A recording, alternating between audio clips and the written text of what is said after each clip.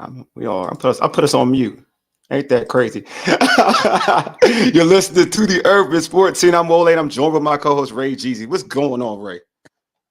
Man, just having some pregame talk with Doc Walker, and I'm telling you, Yes. man, we all believers in here, bro. And he just affirmed everything that we talked about yesterday. Wole, No I had a lies long told, bro. discussion, had a long discussion with Ed Hill, had an interview with Ed Hill and some other historians of the MEAC talking about that Howard game against Alcorn and the fact that Doc brought that up. I And Coach know. McAdams, Coach McAdams, that was my man. He was a mentor. Yeah. Been on this show many times. Yeah. So, bro, I think tonight's meant to be, and Doc I confirmed. was saying the same Praise thing God. we're talking about. I was thinking the same thing. We said covering the MEACs, like we covered the MEACs. I'm like, Yeah, it's wild.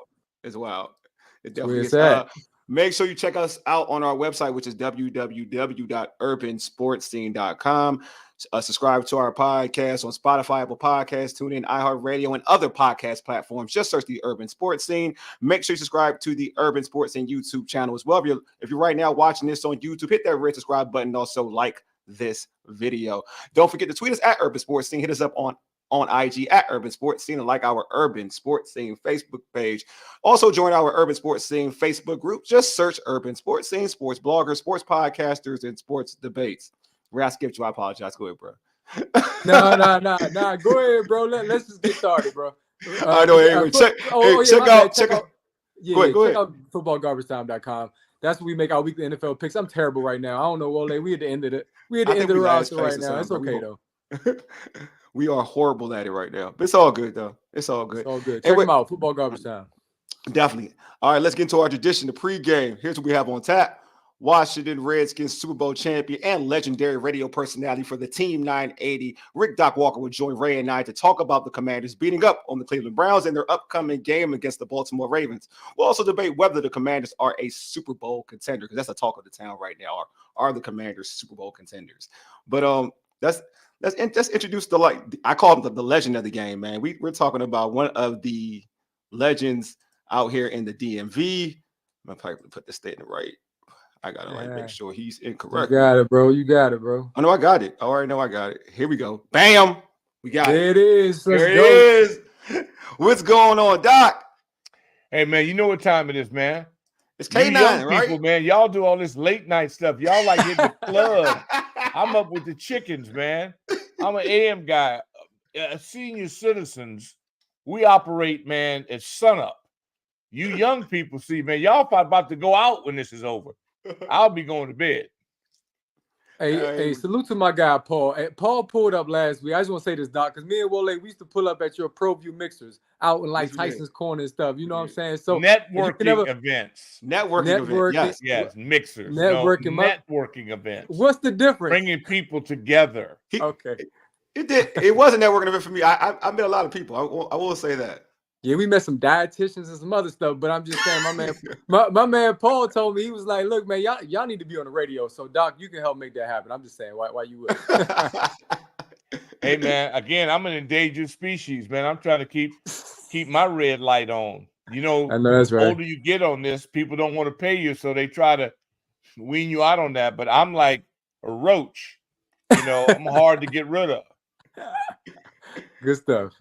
Doc, you're a staple. There's no way they can really get rid of you, Doc. They can get rid of anybody. That'd be hard. This whole system is rigged. You know what? Look, you watch the news. They can do anybody can do anything they want to do in our culture, because for the most part, we don't really know what's straight up and what's really not. We're trying to determine what is really fair or not, yet to be determined. Well, Doc, I actually want to talk before we get to let's get into it. All right, before we get to Commanders talk, Doc, I kind of want to talk about something you mentioned about covering, and this is not Commanders talk at all, but covering the Howard Bison game, Steve McNair game. What was that experience? Ed Hill, man, great. I mean, Glenn Harris, Ron Harris, broadcast team, Gus Johnson, yours truly, and my man Glenn Harris, Spartacus. I mean, Eric McNair, Jay Walker.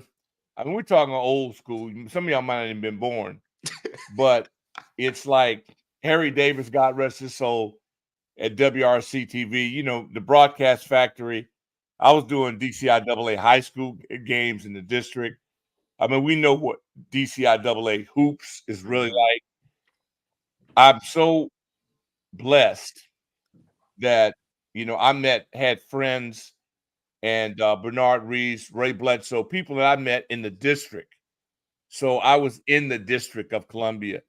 And a lot of people who live way out in Maryland, way out in Virginia, and they say they're from D.C., they haven't even been in D.C. And so when you in D.C. and you're doing games at Roosevelt, you're doing at Wilson, you understand what it's about, doing games at Howard. And during that period of time, I mean, Jay Walker and Aaron McNeil on the same field. Yeah, he was there. Gus Johnson was there. I mean, that's the kind of talent that you're surrounded by, you know, with Ron and Glenn. And I cherish those moments, man. And doing DCIAA hoops, you know, we down in the 757 area. I mean, it's just cutting your teeth. It's just like being that down in DC, you know, doing basketball, obviously, what would experience with Georgetown and Maryland. But, you know, the experience has just been fruitful. I feel baptized, you know, and then with Marion Barry, once you got to go with the mayor, you really got to understand what it was all about. And with the kids and summer programs and having an identity. And then, you know, with Riddick Bowe and Rock Newman and the boxing and the traveling, doing Atlantic City and just the whole vibe. There was a really community vibe and presence that I sorely miss.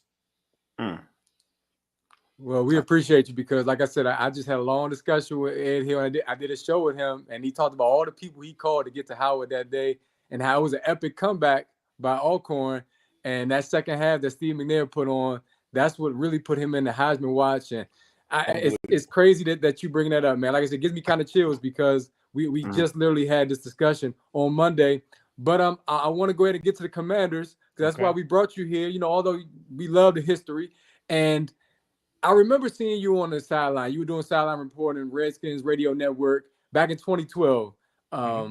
Tampa Bay and Alfred Morris ran a touchdown. I could see you with the microphone in your hand, like, yeah, like we got a team. So I'm wondering if you got that feel now with this current group as they come out the gates looking really good this season, 34-13 over the Browns Sunday. Just what's your overall feeling about that game and this team right now? Yeah, that feeling was good. Love Ant-Man and being even more so in New Orleans when Bobby hit Pierre Garçon and Pierre raced down and I was on that sidelines and where I was at for many years. And when I see the game from the sidelines and being able to be a part of the players and ground level, you really get a feel. I know what they can do, what they did do, and what they're not good at because I see it and hear it. And I felt like we were going to be good for a long time. And, of course, injuries and other things, circumstances changed that. But to have gone through this 20-year of being in a drought and being in purgatory, being in last place has really been hard. Thank God I know what it's like. I've seen this town lit up. And I know what it's like, you know, being a champion here. And I feel so bad for the people. And I want it bad for the people, and especially a generation that has never really seen much than one playoff appearance. And so I was tickled to death to see the team in Arizona with Doug Williams, Super Bowl MVP, on the sidelines with Jayden Daniels. And I know that's our legacy, although Doug was put in almost like a self-imposed quarantine for years over there under the past administration. So now he's been set free and allowed. The guy has so many natural resources, it's insane. So we now have the right ownership, we have the right leadership I look at my motif of Beathard and Gibbs and Cook, where you have ownership is being rich. Sports ownership is a byproduct of understanding management and how to deal with alpha males. It's a whole different ball game. You can't be a cheerleader and be an owner of a testosterone-laden male sport-driven sport. It doesn't work. Fanboys, it's not for you. So now we've gotten beyond that hurdle. That's why the team had to be flipped. That's why you have 33 new players. Nobody's ever heard of that. No. 24 new coaches. 24 new coaches. The team was gutted, and it needed to have been gutted. And they've had to redo. They're redoing fields and changing the building. They're going through a rehab, and that's exactly what was needed. That shows you the negligence. And so, and on top of all this, they got a pretty good football team because they have better teachers now. A lot of these, for the most part, are some of the same people, but it's like being in a classroom. The better your teacher, the better your grades. Because teaching is a product of communication. You got to be able to communicate people. Even though you're in charge, you can't bully people into getting them to do their job. They got to trust you. And you got to have what they need, which is technique and understanding how to communicate. We're hitting all, and then, of course, the Ecklers of the world, that don't hurt. They got talent, man. And so the badass, I call them, the Fab Five for me is the offensive line. Yeah. And if you are strong in your interior on both sides, you got a chance to be in every ball game if you don't turn the ball over. And if your quarterback is unique, we got a guy that's unique. You got a chance but you got to make kicks. Now we got a guy that don't know how to miss. I had the experience to play with Mark Mosley. And I tell Mo all the time, Mo, you was MVP of the league, which means we failed so often. You were able to bail us out and become MVP. We didn't want you out there because we like you. We failed. You came in and bailed us out. And that's what it means. But it was like a jolt of electricity. Every time we came up short, Mosley put points on the board. Our special teams, look at the kick coverage team. It's like the Wild Bunch back in the days with Pete Wasaki, Dallas Hickman, and Otis Wansley covering kicks. And so what does all this mean? It means we have a chance in every ball game. And the one game that I judge him by, really the only one, is Cincinnati. Because I thought Cincinnati was better. I thought Cincinnati would win. And it was on the road on one of the biggest venues in the world. And our guys showed that they had it in them. And this next contest will be similar to that, where I believe that Baltimore is better, and they should be. I thought Baltimore was the best team in the world last year. That's why I don't bet, because I'd be broke. Because I would have pushed all my chips in. We'd be homeless. That's how I thought Baltimore was that good. We'd be homeless right now. So you got to know your weaknesses in life. And so I'm expecting us to be in a ball game, and because we have we got a lot of skill, but it's a puncher. It's like a boxing match. We're not the power puncher, but we're almost like Sugar Ray Leonard. We got speed, and so do they now. I mean, they are really what we aspire to be, in my mind. Personnel-wise, they're ahead of the ball game, but it doesn't mean you can't take them. But you will certainly have to take it from them. They're not going to give it to us. Jayden Daniels gave a good quote earlier. He said, "I want to be known as Jayden Daniels, not the next such and such." And I was like, "Dang!" Like that confidence at his age, Doc. Yeah. How do you get a rookie to present so mature like that? His parents made it very clear to him that they are in charge, not him. We got a whole era now of the Huxtables, where the parents are being worshiping the children. That's a disaster. I don't care if you working for the government and you are taking the Uber to work and your kid's about to sign for $20 million. When you tell him to come over and sit his butt down, he better go over there and sit his butt down. But a lot of these nouveau parents start worshiping the kid because he got a high income value. It's a disaster. Children need to be parented. They need you as a leader.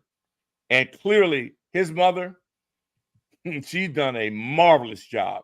This young man, and look at when he has a bad play, finally, not a problem. Somebody has a bad play, he's the first guy to engage with him. First guy at work. Have you seen him on social media looking like a jackass? Nope. You know, so most of these kids can't wait to show you, hey, I just went to the bathroom. That's when you know they lost. Yeah. When they're so insecure and they're dealing with strangers. I ain't got nothing wrong. Social media is beautiful if you want to connect with your relatives, your classmates, people you haven't seen in a while. But do you really have that kind of value for somebody you don't even know? We've had that happen in this town. It's a value. It's a product of immaturity and loneliness and insecurity. This kid has none of the above. I haven't even seen him on a commercial yet. He don't need it because he won a Heisman. He played in front of more people he's played with from here, and he played in a tougher. The dude he's ready for prime time. Now all we got to do is protect him, which we've done a heck of a job thus far, and then the sky's the limits. So, Doc, you mentioned, Ray mentioned actually about 2012. I mean, you talked about Bobby. I love Bob. Yeah. So how does he? Because 2012 special to me. Like I think 2012, like you said, what that first game that meant New to Orleans. me, that first play. I screamed running down the exactly. Field. Like I was trying to chase Pierre. Yeah, that Bob had to be coachable. And I think he would tell you, it don't matter if he tell you or not, hell, if it's on film. They tried to coach him, and he didn't allow them to do it. Bob had a plan for himself. It didn't coincide with what they wanted. And then you get an injury, boom, you're done. And then you can come back. You can say all you want to say. It's on film. You can either see what's out there, read it, and react, or you can't. You can't talk something into reality when we got it on film. These dudes come out here and make it look like Snap, but Burrow. This kid's not the only one doing it, but he is doing it for us. He had a problem sliding. I was worried about it. He fixed that like that. And so everything he does it as if he's done it before at this level. That's what's frightening. But I love the way, the one thing you can't make people do in pro sports. You can't make them love you. No matter how much you make, or how much they encourage you. They love this dude. Watch how they block. Look at the second Everett blocks. Look at backside efforts. Eckler fumbles. His guys down there. Why? Because they chase the ball. You don't chase the ball just on game day. They chase the ball in practice. They went from being the walking dead as a team with very low motivation to now it looks like somebody is paying these guys under the table. It's like, what are these dudes on? That is their coach who is for real. Whether you like him with his hat turned, but he doesn't care. That's who he is. And he's been able to translate that. And his staff, they're all on the same page. Doesn't mean it'll work. Doesn't mean they're going to anywhere. And all I'm focusing on is my thing is to win the month. Last time we won the month, I had an afro. All right. And so now we finally won a month. So now I'm trying to win September. I'm trying to win October. And if we can win the month, well, obviously every month, then you're where you want to be. But if you don't win the month, I don't care what you predict because it's really senseless. But don't let me kill your joy. Do you? But I know what I'm looking for, and I'm very pleased because that O-line is giving me stability.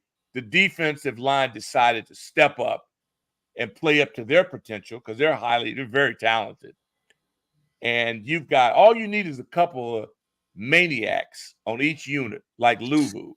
to just decide, I'm going to just do this with or without you. Mm-hmm. And the dude is a lunatic. And now people are flying around. So it don't take everybody. You don't need everybody. But you got to have a couple of nuts. Got it. And they got Tyler Badass on that offensive line. This boy, he reminded me of Zimmy. He is a killer. And so it's amazing what happens. Once you get a few people, they got to play a little bit insane. And it's knocking people around legally, which they're doing. If you don't believe me, pull the tape out and watch how they treated those ends from Cleveland. Man, this is some of the most violent hits I've ever seen. Watch them cover kicks. Watch what they do, man. They play a physical brand of ball. And their receivers block. All the tight ends block. And McCaffrey, he blocks. Boy, he does everything. He does everything. He ain't been covered yet. When they start hitting him, it's going to be very interesting. I think we got a chance in every contest. The question is, will we continue to just be hungry? And you got no choice this week because you're playing a polar bear. You go down to Baltimore and you get your head knocked off if you're not on. They'll be ready for it. They showed me that in Cincinnati. Now, I'm excited about it because it's possible, but you got to go in there and be hungry. So I can't wait. So Doc, you mentioned it. A lot of folks are getting kind of hyped because something that you experienced because you played for one of the greatest coaches of all time in Coach Joe Gibbs.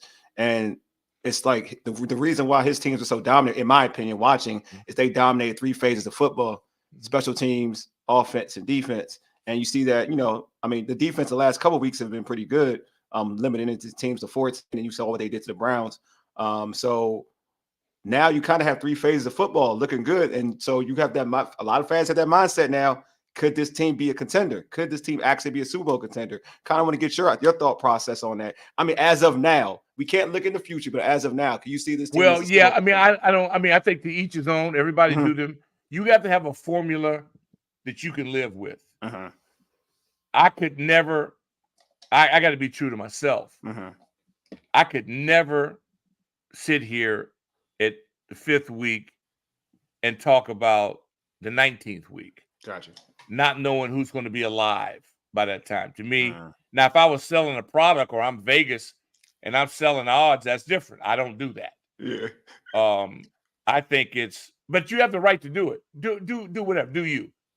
What I believe is that what I see in front of me, and I know that I go month by month. If we win the month, everything else will take care of itself. We got to get better in a lot of areas. What I like is about Big Phil. See, Newton and Phil backing up, are 2 studs at tackle. You got to have 4 to 5 defensive tackles because we got to have our best performance right in the middle where we've not been great. It's going to get better and better because those big ones up front, we got to stop the run. And this week, you're playing the master of ground and pound.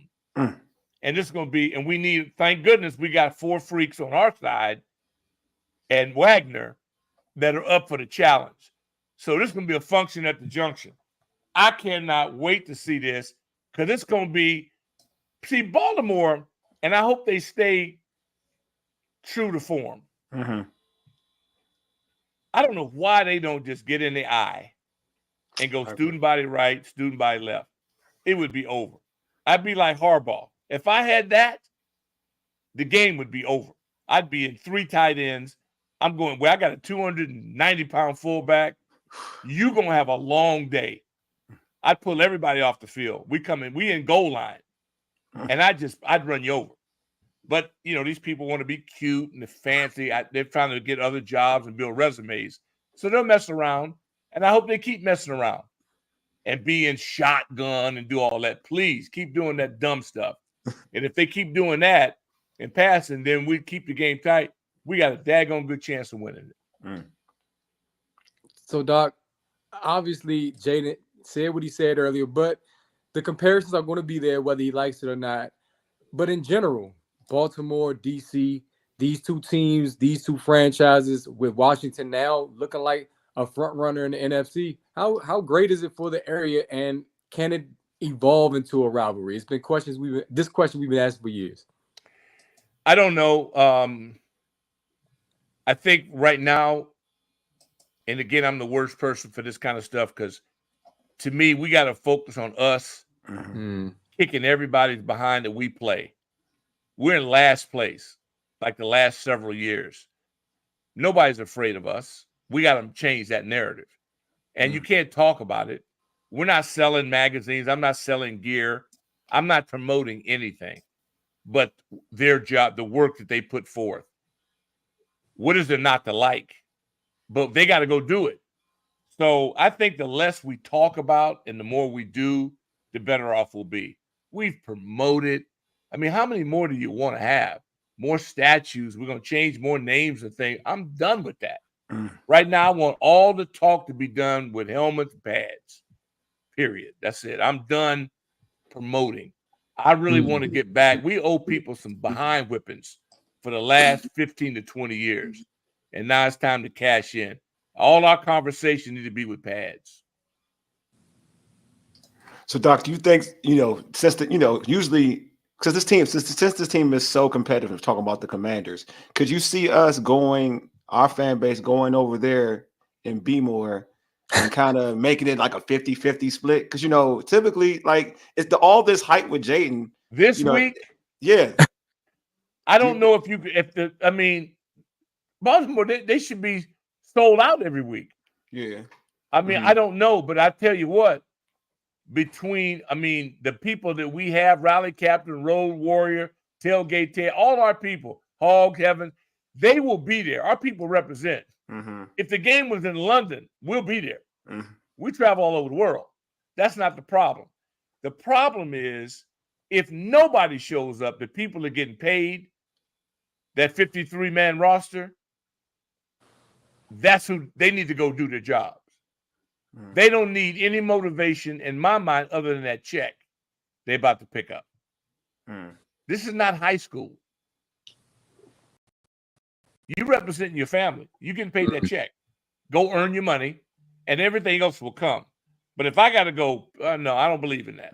They're professional. This is not college or high school.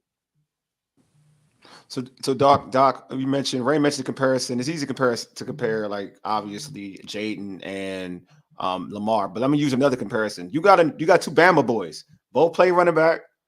You got one for the Ravens, obviously King Henry, and you got B-Rob, a guy that maybe has almost a similar style.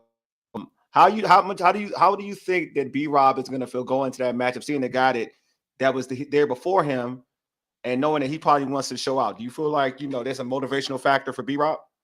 I don't know. Right now, I don't know what his status is. That's true. Yeah. So again, I'm always next man up. The guys that have played while others have been out, they have been fantastic. No, they've been fantastic. So my mindset is not really set for the public because I'm telling you this, how Warrior has to think. You don't go into any game worried about who's not playing. All you care about is that you're playing. You can't worry about who's not going to be there. No, I agree. So going to this matchup, what would you say is the keys for victory for the Commanders? Don't turn the ball over. Don't turn the ball over. It's the same way it's going to be every week. We can't help somebody beat us. If we can't help you, Baltimore beat us. If I were a wagering guy, I'd put your money's gonna go Baltimore. So why would you do anything to help them? You can't do that. You cannot do that. No, I agree. So Doc, I would say this too. Also, like Ray, you said like this team not being a Super Bowl contender, but looking at it as like I didn't say they're not a Super Bowl contender. No. Not saying you couldn't do it early. I'm sorry. You said you wouldn't do it now. You look at it a month by month.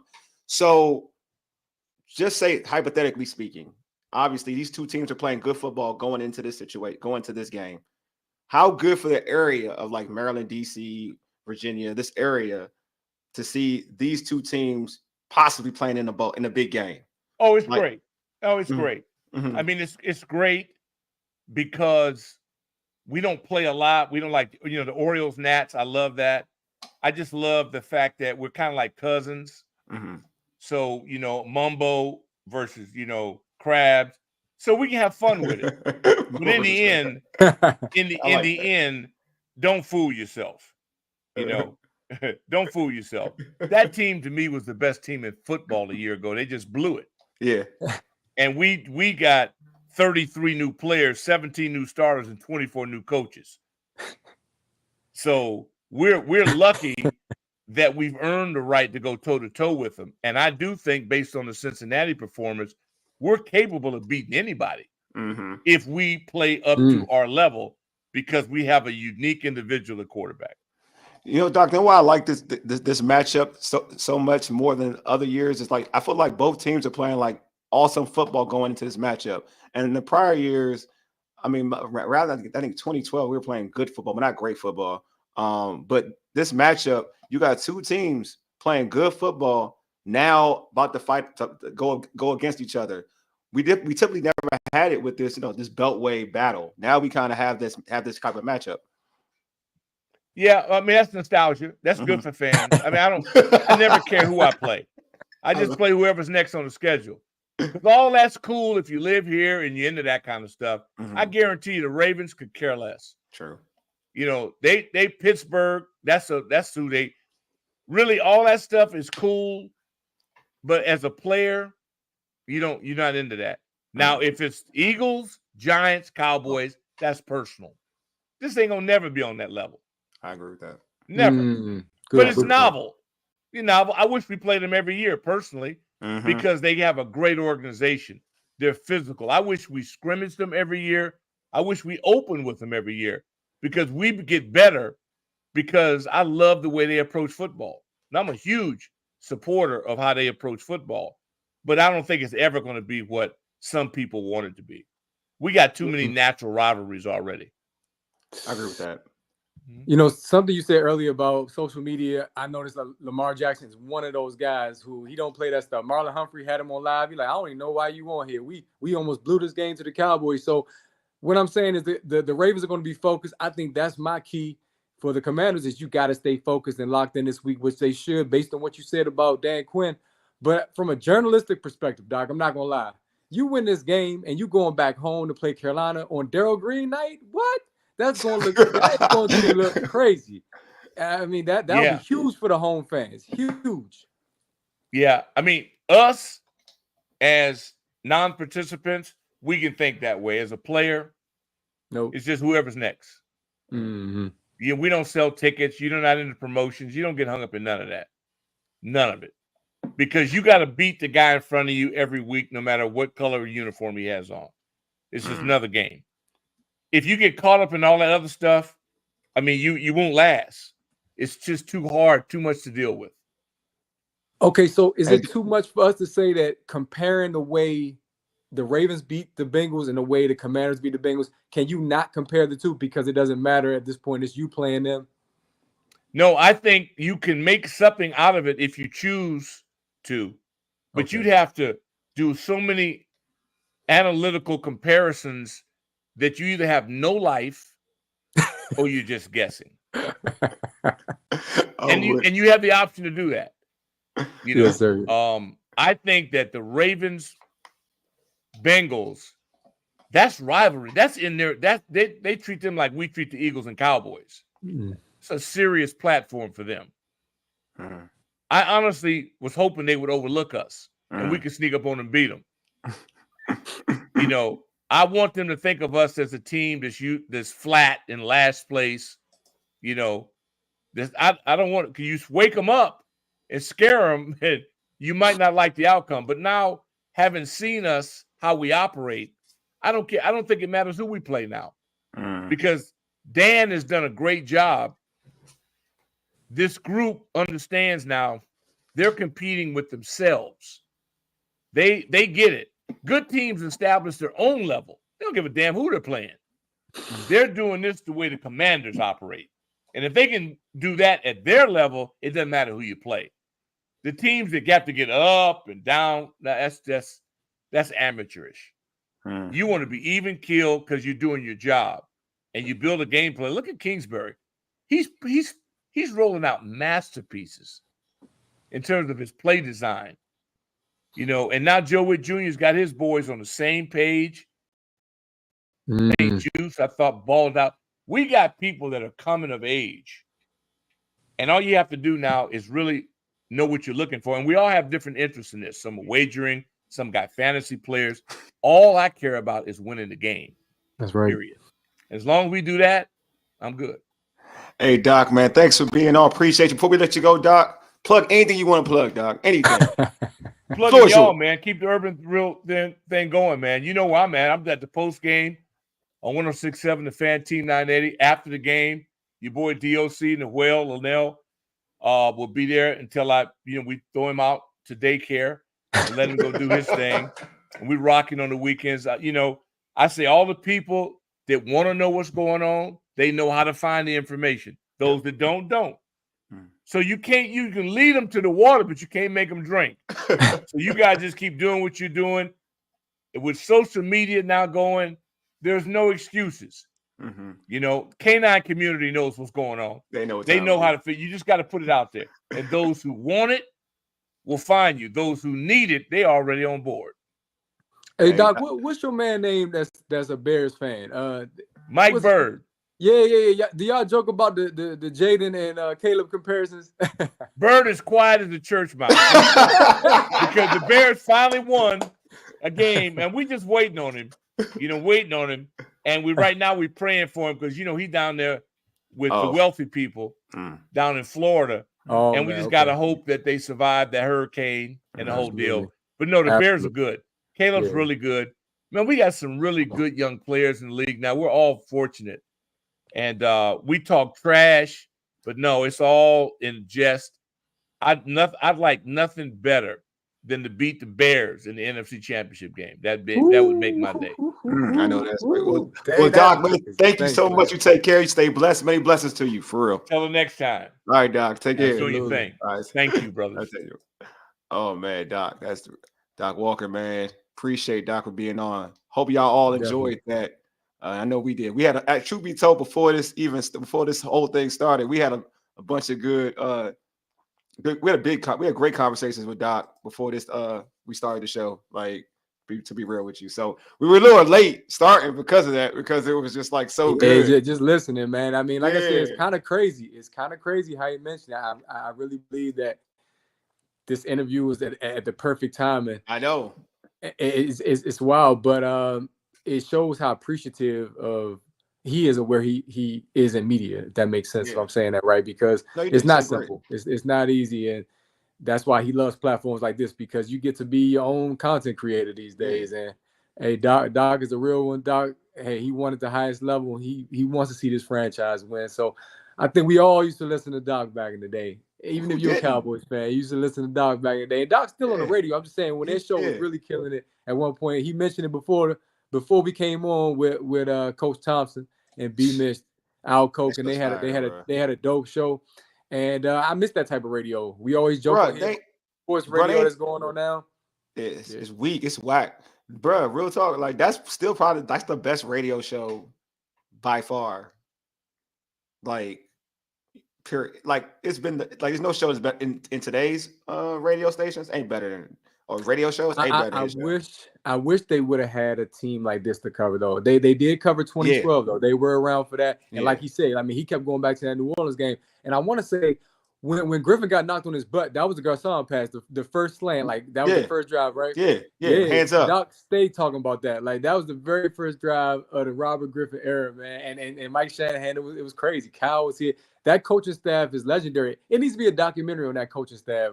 How many guys? Slowick, O'Connell, I mean LaFleur, Kyle, that alone is crazy. A 30 for 30 is what somebody said on a previous show. So yeah, man, Doc, I'm sure Doc will contribute to that. We should have told him that. Yeah, definitely. So we didn't get a chance. I know we let Doc talk. We didn't get a chance to talk about our keys to Commanders' victory. Hey, Paul said something as well. Hold on. I know you said something, Ray, about your keys though. The dog show with Kevin. I Yeah, did like I like that show I too. did like Lavero. I like Lavero and Kevin too for a minute. I did like Lavero. For the Lavero sports Kevin thing. was pretty good too. That was a good one. Lavero was cool. You know, we met Lavero, but he got some wild stuff going on outside of I know football. now So he got some wild stuff. Yeah. I try to chill on that anyway.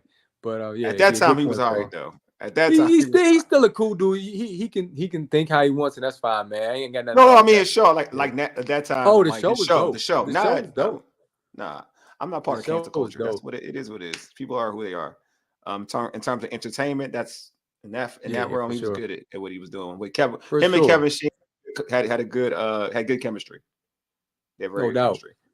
All right, so yeah, right. Your keys to well, first off, let me let's ask some of the questions that we asked Doc. For you though, like real talk, like I guess the Jayden and Lamar comparison. Do you see Jayden reaching Lamar level or being better than Lamar? Not now, because Lamar is a better quarterback now. But like down the road, do you see Jayden being better than Lamar? That's tough, man. It's crazy because we're talking about a rookie, and he's going to get better, and that's kind of what Doc was saying. That's what many have been saying.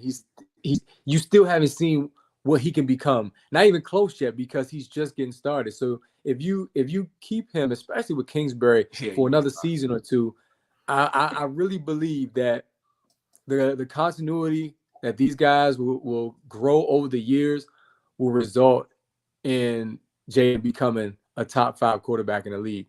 And the crazy part is he's in MVP discussions already. Lamar's a 2-time MVP. In order for him to eclipse Lamar, he's going to have to eclipse those personal accolades, and then he's going to have to win at the highest level, which is in the playoffs, because that's the knock on guys like Lamar and Kirk Cousins is they haven't won that big game. And for Lamar, of course, the Chiefs are his kryptonite. Right now, Jayden has been so cold to start the season, he don't look like he even have nobody out there that's going to shut him down. So Jayden's his focus level is similar to Lamar. They're so similar to how they approach the game. They're similar. And I mean to how they approach the game. But I like Jayden's throwing motion a little bit better.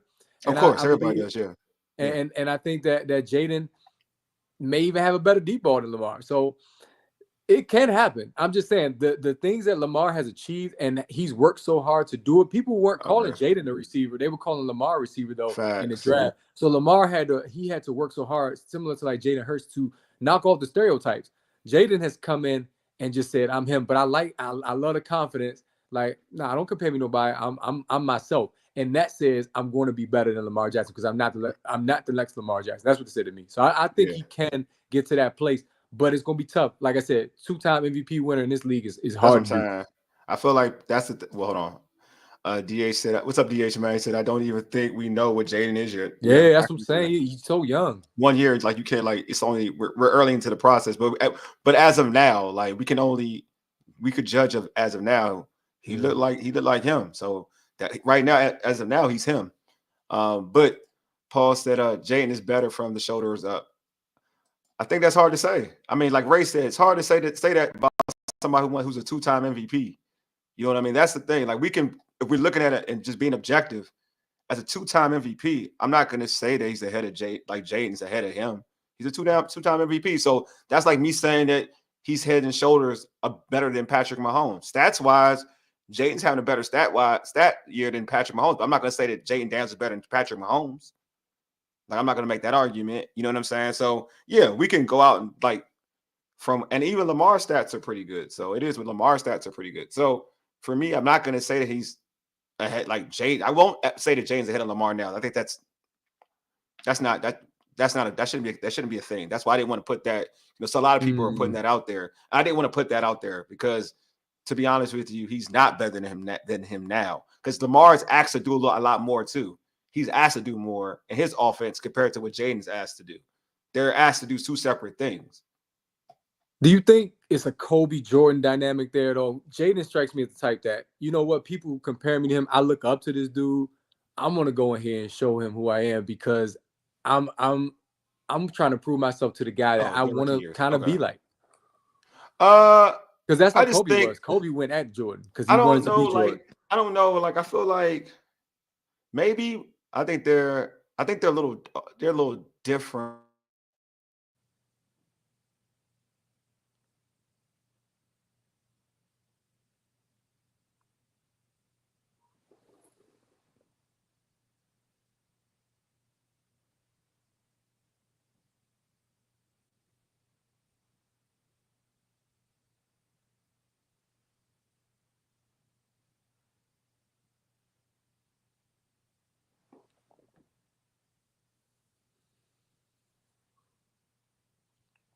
I got knocked out. Hold on. I'm back. Oh, did I get knocked out? I thought it was me. Nah, I think we both did, bro. I thought it was me. I think we both did. StreamYard is having some problems. They already messaged me about it. Oh, they did? It's not our internet. It's them. They were like, oh, that's what I thought. Yeah. Okay, I thought it was them. Yeah. All right. I know I ain't tripping. Hold on. But I was like, I think that yeah, you know what? I agree with you. I think he does have that type of mentality. I'll go with that. Like, but also I'm on the side of saying there's nothing wrong being compared to a 2-time MVP. Like, I'm on that side too. You know what I mean? Like, if somebody, I'm just interested if somebody said that you could be the next Tom Brady, would that be a thing? Cunningham, Eric. Ooh, what you mean? So a lot of people compare his throwing to Randall Cunningham. I've heard that. Man, Randall was different. They say I'm glitching. Am I still glitching? Am I glitching to you? I was glitching. Am I glitching? You were glitching. I don't see any glitching right now.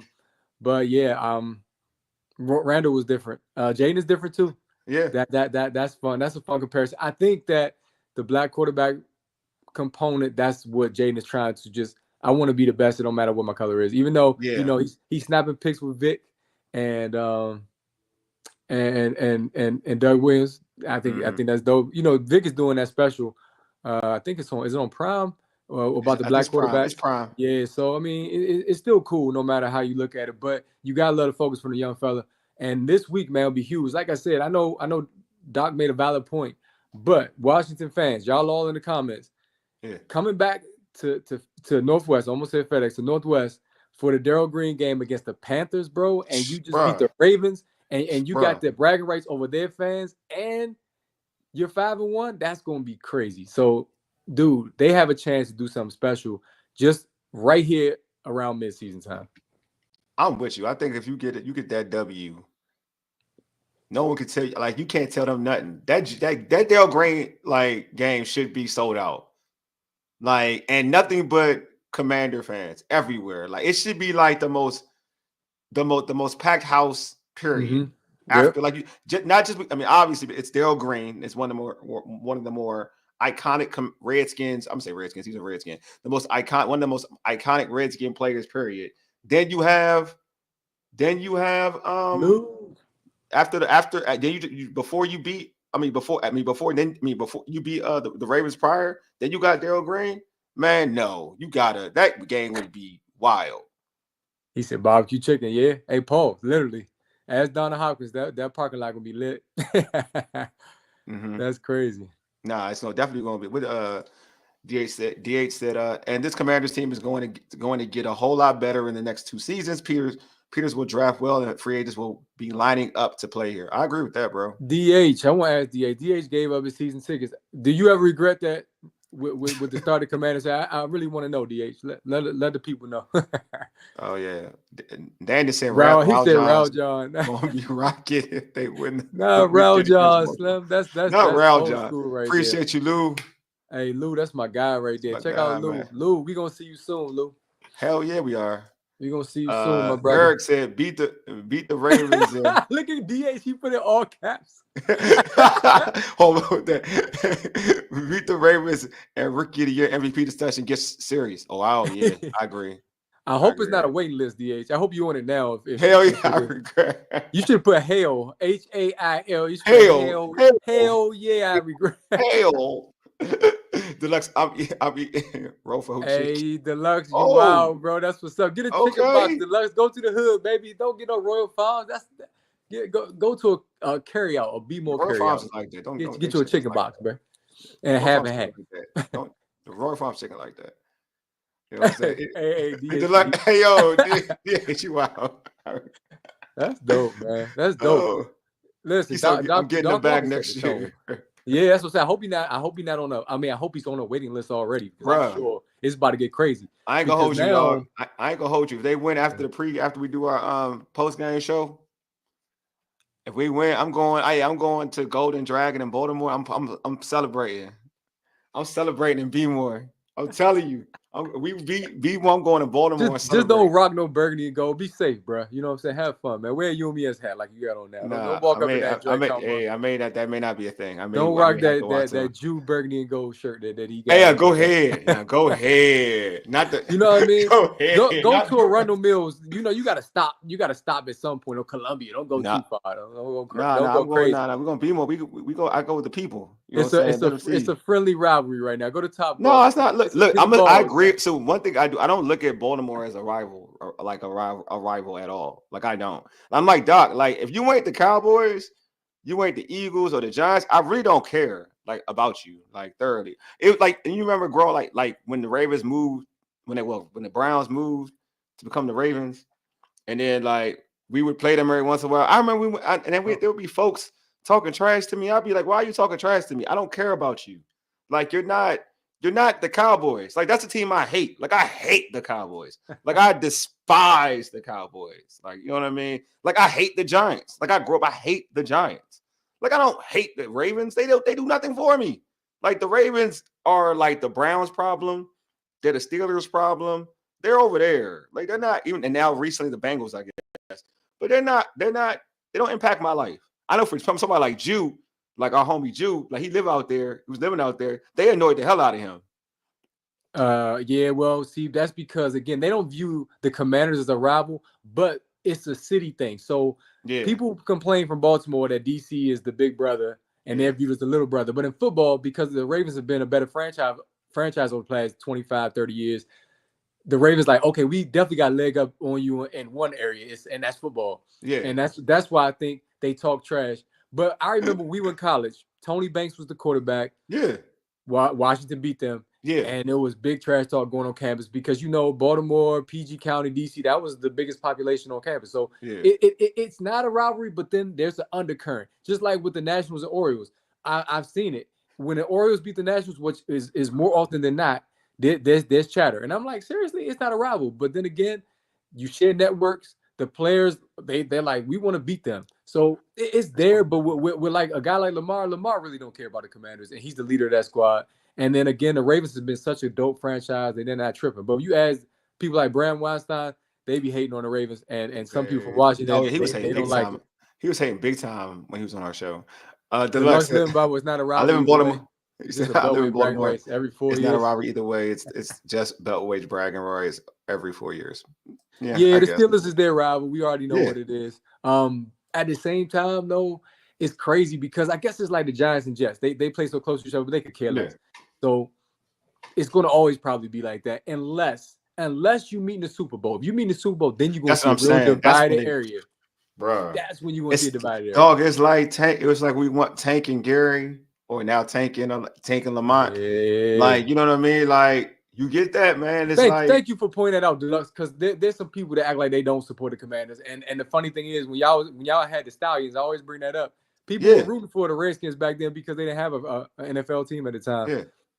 But you know who T Liv is a Redskins Commanders fan from Baltimore.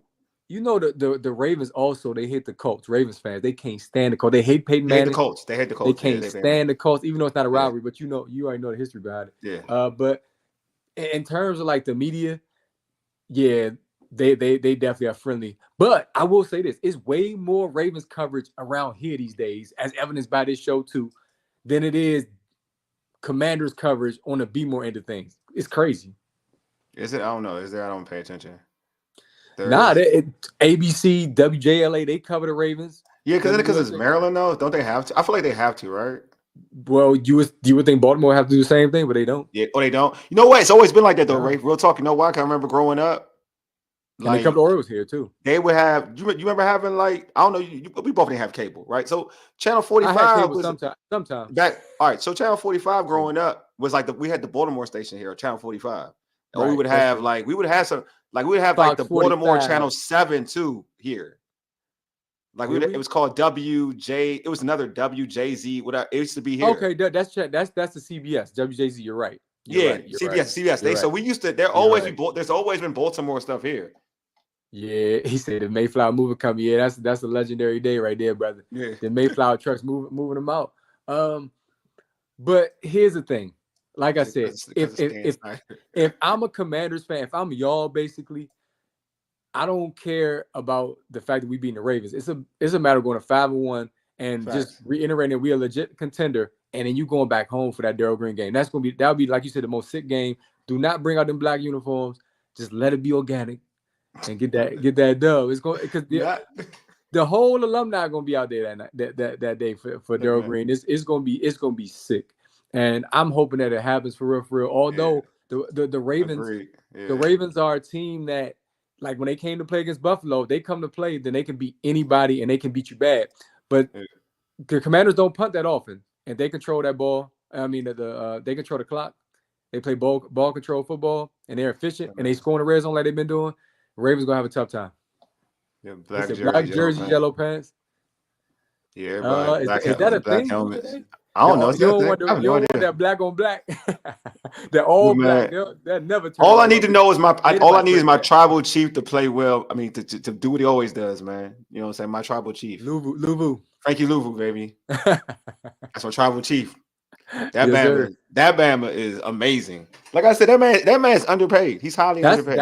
That's the type of guy that I was so glad Doc mentioned him. And he beat me to it because B-Rob, Luvu, Wagner, you got guys now who are, like you said, lunatics, maniacs, dogs on this squad. And hey, man, the worst thing you could did is make these guys confident, and they're extremely confident now. And I told you, Wole, after week 1, I said, when you got a guy like Jayden that gives you hope, that will make you ball. Even if you ain't the most skilled, it will make you ball. And the defense they've gotten better every week. And if the defense is good, if they can crack just the top 15, then the playoffs is gonna be a fun time around this joint. Our playoff show used to be epic too. That one year when Chase, 1 year was like that. Woo. Yeah, see, DAs get it. One of them ones, exactly. Put them up. You know, say he's my tribal chief, man. At the Panthers Commanders game, saying it's a homecoming. What do you say? D'Angelo Williams, right? D'Angelo. Hey, that's dirty though. That's a dirty joke. That's a dirty joke, bro. That's white pants. He's talking about white pants, gold. Oh, he wants to be white jerseys, gold pants. That's a ball. Man, for real. I hate the left hand up there. All of what y'all been saying though about it don't matter about the name, stadium uniform. If you win and nobody's gonna talk about it, we haven't been talking about it. It's just you trying to celebrate Darryl Green the right way. That's all I'm saying. I think it'll be crazy. I think it'd be a crazy environment. Yeah, it would be if we get Darryl but that's what I always. That's all I ask for. Defense is 14 right now. Okay, so they are in the top 15. Paul saying, okay, 14. That's what I thought. Oh yeah, Cleveland made them feel good. Like Cleveland was so bad, like they jumped them up. Sometimes when you play bad your teams, man Judy dropped a big touchdown though, bro. That would have helped Deshaun a little bit. Sheesh, I'm like, come on, Judy, man. Like, good God. Oh, that wasn't gonna do nothing for the score. You talking about just no, it wouldn't have changed the game. But at least I know he dropped that because then they had that debacle right after that where Deshaun just walks off the field and everybody's killing him on social media. But if Judy just makes that simple catch, which he's capable, then at least you put a little bit of respect on Deshaun. But that was horrible, man. Deshaun just already lost respect. The green celebration is long overdue. I'm telling you, this regime is getting it right, and they're gonna do this right. Watch how this turns out in comparison to how. Oh my God, we will all forget Deshaun Taylor stuff, man. With this Darryl Green joint. I'm trying to tell you though. I'm gonna tell you some real stuff. Mm-hmm. And Doc is gone. He's not on right now unless he's watching. If you're watching, what's up, bro? I appreciate you. But RG3 he's trying to get into the media back in this area. I promise you, bro. Why do you say that? Because if you look at a lot of his tweets and stuff outside of college football, he talks it is Commanders everybody stuff. else. It is. And I really believe that they bring him back because of what he represented for just that one season. What Jayden is doing now it'll be dope. I really think that's his next move in media. I don't think he would come here. Not in a bad, what would he be here? He would be what? Because I feel like, and there's no shade. There's no shade on nobody here. I think he's bigger than here in terms of what he did in ESPN. That's kind of the point, though. I think he elevates your media game that much. Okay, no, I hear you. I'm trying to. I like Santana Moss. I like the Players Club. I really do. That show's good. That show's good. Yeah, I'm just saying. You add RG3 to that, and then it takes it to another level. That's where that's a good point. You right up there with the pivot and shows like that where you just got guys. So you think he's trying to work in house? Yeah, I think so. Okay, I believe so. Yeah. Okay, in-house. So it's the in-house. So the Commanders media network. Okay, that makes sense. That makes a lot of sense, actually. I think he'll take it, Yeah, bro. I think he would do like because you got London. Yeah, you got London on that. Yeah, you're right. That's a good point. That's a very good point. What I did he think he'll say? do it. Eric says Hog Edge Chief Z, then Hall Farmers, Rowdy Captain. Yeah, everybody. Yeah, the fans everywhere. Oh, he said it's a new day for the team and the fans. Yeah, definitely. And that's why the Daryl Green game is so important. Everyone is better. Everyone is better if he keeps doing his one thing. Who we talking about? Oh, RG3. RG3. Yeah, I mean, he is doing his own thing. That's true. I'm just saying. Eric, RG3 needs to go. So. Wow, Eric, what RG3 do to you, bro?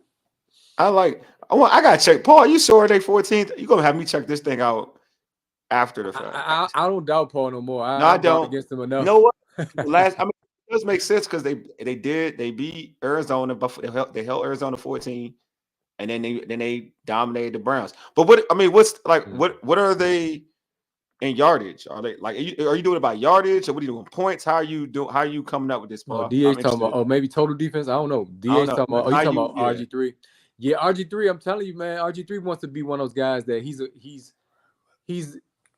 across multiple networks. I totally see him just want to branch out, and he loves the Commanders. I mean, he definitely. But he kind of got some things he needs to tie up before he comes back. He was beefing with Santana and them for a minute. So oh no, Santana be talking all right about. Yeah, they cool now. I'm just saying, but still to work together. You know. To work together. Yeah. I think that to your point, I do think like one, he has his own lane. I think his pod is doing well. He had Prime on his pod, so his lane is a little. It depends what he wants to do because his pod is already kind of up there. He's had some notable dudes, so I don't know. Think about this. It depends. If Jayden is going the trajectory, he's going upwards. Yeah.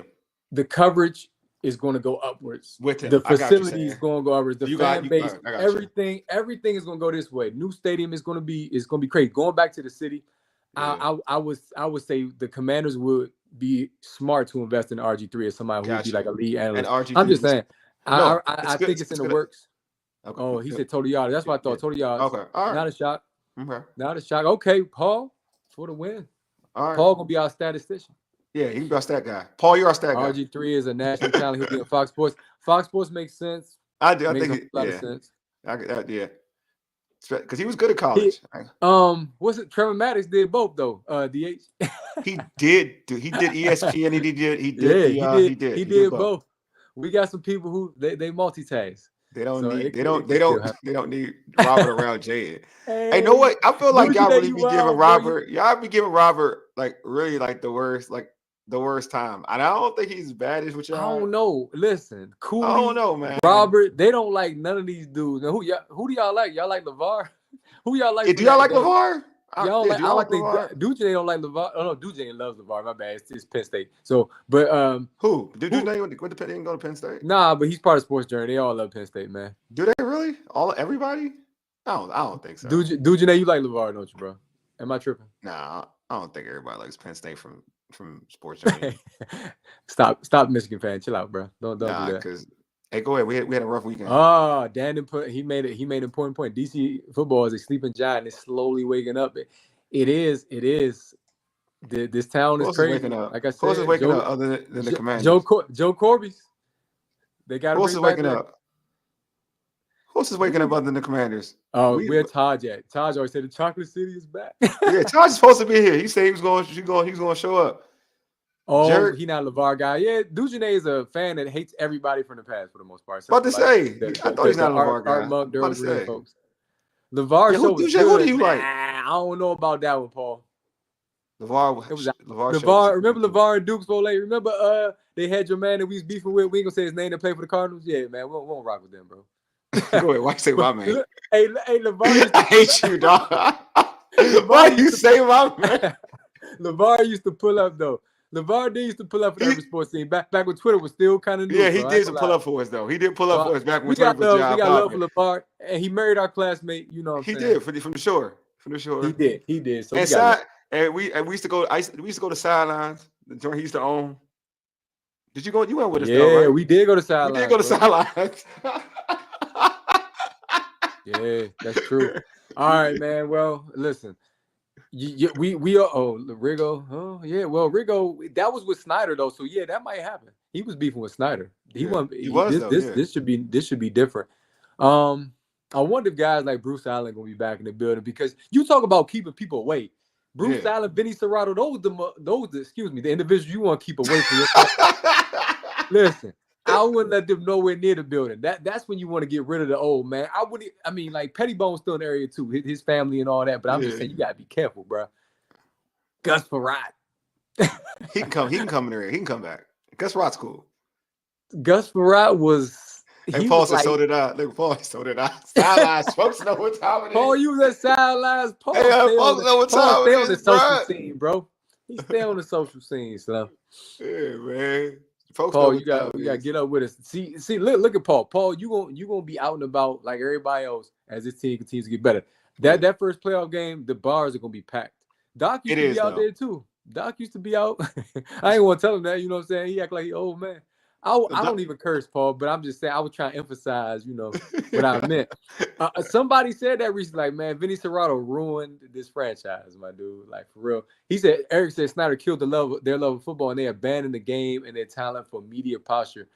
Man, Snyder had such a bad just aura around him. Even he bought Six Flags, and that was in like the red for a while. Yeah. It's like, hey, we all grew up going to like Wild World. Wole, I know, right? World, bro. You know what I'm saying? Like, he messed up a lot in this area, man. Where is Dan? Dan is like on an island, so he probably involved with that Diddy stuff. He probably somewhere off the grid, bro. Dan is a wild dude. Wouldn't be shocked.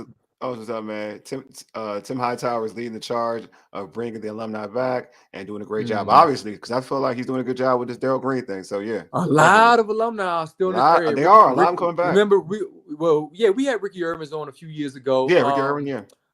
When we had Lake Rock Cartwright came, they all still around. They still love this franchise, bro. Yeah, man. You know what I would like? I would like to see Trey Johnson on some stuff. Big Trey Johnson. That was like my. And up until a couple years ago, we used to always see Lorenzo Alexander. He was part of the Eyes Radio program that we did, or Eyes Radio show we did back in the day. Yeah. Hey, Wole, man, we connoisseurs in this thing, bro. We've been here for a minute. We've been doing this for a while, my brother. Yeah. Mike Sellers was a big dude, bro. But Mike Sellers, I think he's how is his health now? Yeah, he's had some health issues. I'm not sure how he's doing right now. Yeah. He was one that in training camp, man, fans will be in awe because of just his physique. Yeah. It's a lot of guys that was like that. Like, what's his name? Dang, I can't think of his name in person. Who? Is it Jason? Not something Hatchet. I can't remember. Oh, Hatchet played for the Cowboys. And he came to us. Yeah. He was Hatchet. He was so tall. Yeah, he was so big in person. But I was like, the stature of Hatchet. It's one of the other. But I know you're talking about. I know exactly who you're talking about. Dan, do we see? We don't know. We read this already. Danny had something. Did I miss something? Dan had said something earlier. I missed it. I'll get back to it. Well, we don't need to talk about Dan. It's hey, we in a new. It's Hatcher. Era it's now, Hatcher. Though. Hatcher. There we go. Hatcher. My DH for the win. DH for the win. DH back in there next year. DH will do it. DH will be doing that pregame. D&D Marlow Heights Sports. They're gonna be out front, man. Let's go. My man, Marlow Heights Sports. He brought him back. Hey, Deluxe, that's a real one right there. That's a real one, bro. That's like, that is real, bro. Oh, Deluxe, you probably an Iverson Mall cookie dude, man. Go to Forestville, my brother. Anyway, that's what's up. Hey, y'all got us reminiscing tonight. It's all about Doc, home team sports, baby. Carlisle, let's go. HTS. Steve Buck. That's what I had cable. When the first time I had cable was like HTS. Bubby Bristol versus Bubby Bristol. Hey, yo, chill out. Carlisle versus Stan Humphries versus Bubby Bristol. Preseason games. Hey, bro, that's crazy. Reggie Brooks, you had a Reggie Brooks jersey. From Sears? The Sears on Landover Mall? Notre Dame, baby. Oh, yeah. Dan, you ain't going to Landover Mall. That's good. You probably went to Columbia or something. Look Urban Sports C Show Night. What's up? Hey, that's what's up. Hey, speaking it to existence, Paul, I love it. Iverson Moore, I know a lady who ran a sports shop. Eric, you's the man. We all relate to each other. That's the problem. See, a lot of these dudes on the radio, they like guys. And See, they ain't got the culture like we got. That's the They difference, don't. Paul. They That's don't got what's the up. culture. Obviously, They more don't. cookies were fired. Not like Forestville, though. Maybe it's a difference. The Lux I'm trying to. That's what's up, man. I appreciate y'all. Real talk. Came up for Doc. Doc probably laying down now. Doc said it was too late for him. It did. He said it was too late. He said he just did it for us.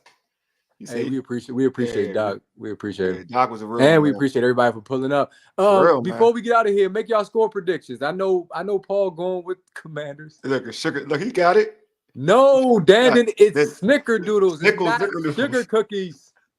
Snickerdoodles. Snickerdoodles, my guy. Snickerdoodles. Be the snickerdoodles, baby. Those joints. Who's winning I Sunday? had my and why? first joint from there like late, and that joint was so like that though. Oh, Like yeah, I didn't get it early like everybody else. They did, got the so I Foreman wasn't- Mills over there, baby. White tees. Oh, Foreman Paul always going against me, bro. It's Forestville, my brother. Nah, you good, Danny. I'm just messing with you, brother. Hey, who's gonna win the game this Sunday, fam?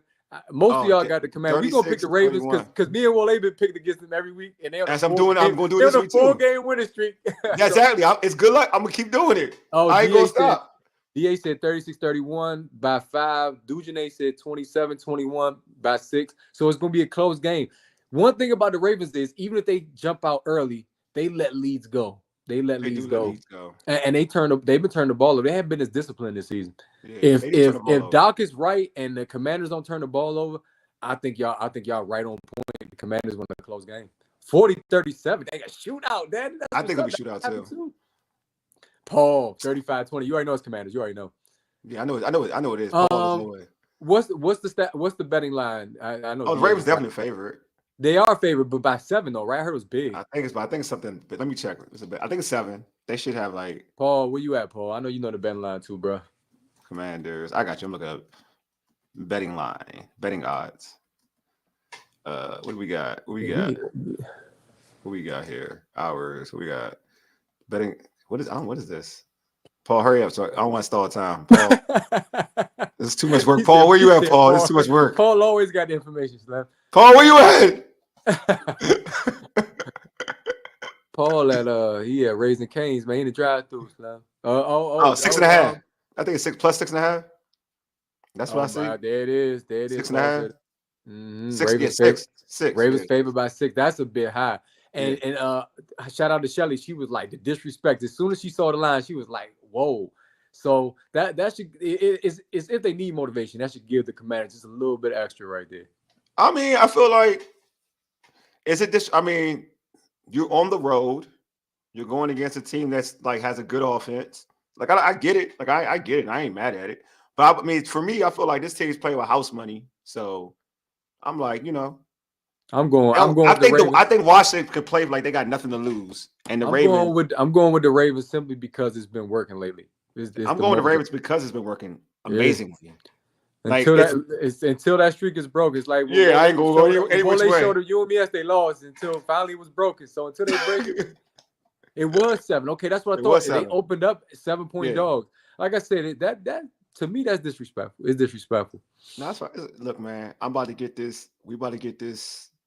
I got the Ravens. What's the score I put on Doug's thing? I forgot. I think it was like I think it was 40. No, it was 33-30.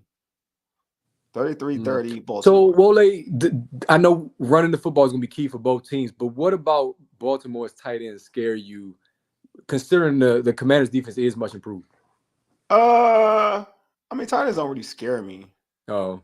Likely because they're not really throwing the ball to Andrews like that. They just started throwing the ball to Andrews. They do. I mean, yesterday they did. Not yesterday. On Sunday they started throwing the ball to Andrews, and that was at the fourth quarter. It wasn't like they were throwing him the football.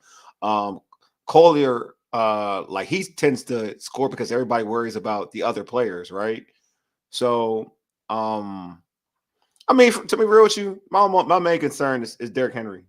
That's just it. Like it's Derrick Henry because what they do when they choose to do it. That's why I agree with Doc. Like Doc is 110% correct. Like they don't like the games they dominate or look like they can like do major work is when Derrick Henry touched the ball 25 times. You know what I'm saying? Like even the Cowboys game, like the Cowboys came back. But that's because they like literally was like, we got this in the bag. We ain't playing hard no more. Like if you watch that game, it pretty much was like the intensity just changed after they got that big lead. They didn't care anymore. They felt like they had the game won. So I just feel like when they run the ball with Derrick Henry like 25 plus, then they're hard to beat. Against the Browns, the reason why that game got a little bit like tougher, because again they decided like Henry only touched the ball 15 times out of the backfield. So even though like that, and most of that was his last run for them to win the football game in overtime. So to me, if they want, and I like Lamar, I think Lamar is an improved passer, a big time improved passer. But if they want to go air it out, I'm cool with that, because that means Derrick Henry ain't touching the ball. And I feel like the Ravens on the flip side, Washington get a couple stops off of that alone. And on the flip side, the Ravens defense ain't the same defense. They didn't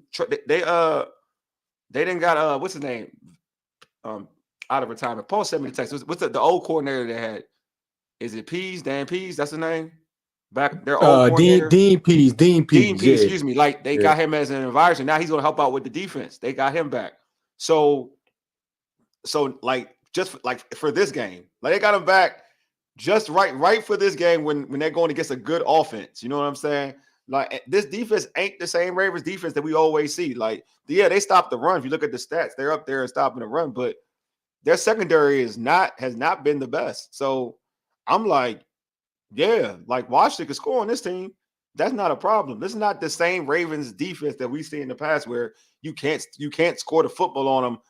They give up big plays. So like as long as if they want to throw, if the Ravens want to get in the shootout, throwing the ball, I think that Washington has a good shot to upset the Ravens. But the Ravens go into like that balanced style of football, then that could be more of a problem. If they go balanced, that'd be more of a problem.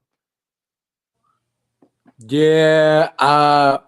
By the way, D. Mitty pulled up on Twitter. He said that 2012 coaching staff definitely needs a documentary on Netflix. Deluxe, a lot of Baltimore fans are nervous about this game. Like, I think because they know I do think it's a perfect storm because of that secondary. I feel like we can move the football. Like we can move the football. Yeah, track meet on their secondary. I agree with you, Paul. I can hold you. I think that secondary could be got. Like that secondary could be got. That's the thing that I look at. Is like their secondary isn't good. Other than Marlon Humphreys, their secondary isn't good. Sorry, Kyle Hamilton. I'll give him credit, but Kyle Hamilton plays in the box more than he does, in coverage. He's really good in the box. We got any comments on Instagram? Because I don't want to miss anything. No, not Instagram. Okay. I was making sure. All right, man. It's been dope. Everybody picked the Commanders except for us because we trended. Yeah. We staying with what's working. So exactly. If it ain't broke, don't fix it. Exactly, bro. But it's gonna be fun post game. Like I said, if they get this dub, fam, the lead up to next week, and I'm off next week. By the way, I got another professional obligation. But next week I'm out. But y'all pull up, man. Definitely. Regardless of a win or a loss at Baltimore, the Darrell Green week is gonna be special, and I think you're going to still have the fans. Let's just hope the team stays healthy, and it's gonna be fun. The scout team defenses on both sides are gonna be fun this week. It's gonna be interesting how they defend each other. It's gonna be crazy. Oh yeah, I think you prepared. I mean, you got preparation because you're quarterbacks on both sides. No freaking doubt. Yeah, so you do have good preparation in that regard. I agree with that. Definitely agree with that. All right, before we close the show up, hey, make sure you subscribe to our podcast on Spotify, Apple Podcasts, TuneIn, iHeartRadio, and other podcast platforms. Just search the Urban Sports Scene. Also, tweet us at Urban Sports Scene. Hit us up on IG at Urban Sports Scene and like our Urban Sports Scene Facebook page. Make sure if you're on YouTube right now, you are a first-time viewer. Hit that red subscribe button. Also, like this video. All right, man. Appreciate y'all for tuning in. Oh, I forgot. Hey, check out the Urban Sports Scene website, which is www.urbansportscene.com. Also, you can catch our content on Empire Media. Just go ahead to empiremedia.com. You'll see a bunch of Urban Sports Scene podcasts. Yeah, I need y'all, when y'all subscribe to the podcast on these audio platforms, hit that, subscribe. No, first subscribe and leave a comment. Some of y'all I know y'all watch the joint, but leave a comment too and rate it. Give us stars, man. You know what I'm saying? If you're on Apple, hit us with a star. If you're on Spotify, hit the follow and then just give us some comments or like whatever Spotify does. I need y'all to comment and also, rate us as well. Anyway, we appreciate y'all for tuning in. Danny, thank you, man. Appreciate that, man. I appreciate all of that. Paul as well, man. No doubt. Paul, man. Everybody, Deluxe. Dang, who am I missing, bro? Paul Deluxe. Eric, everybody. light skin Lou, Light skin Lou. DH. You know, A lot of folks, man, pulled up tonight. Yeah, of course, DJ for sure, man. You know what I'm saying? So many people actually. Had some new folks too. Had some new folks find too. them all though, man. Appreciate everybody, no doubt. Yeah, we do, man. Appreciate everybody. Oh, I got some comment. Appreciate y'all, man. Anyway, man, you've been listening to the Urban Sports Scene for Aegis, Yeti, Deuces. We are out. Peace.